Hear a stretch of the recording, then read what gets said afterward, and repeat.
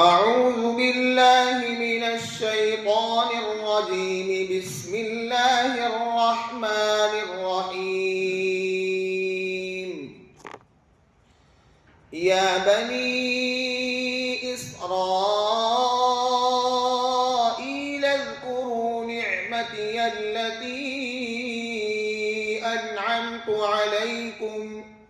أنعمت عليكم وأوفوا بعهدي أوف بعهدكم وإياي فارهبون.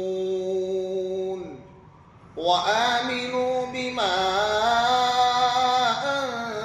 أنزلت مصدقا لما معكم ولا تكونوا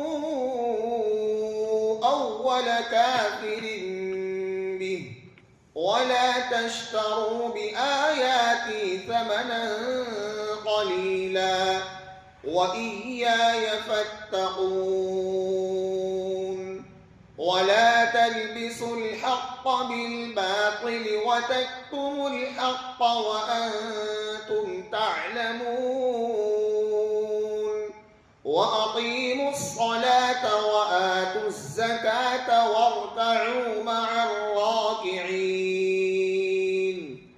أتأمرون الناس بالبر وتنسون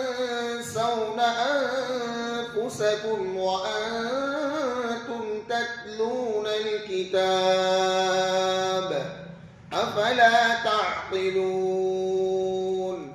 واستعينوا بالصبر والصلاة وإنها لكبيرة إلا على الخاشعين. واستعينوا بالصبر والصلاة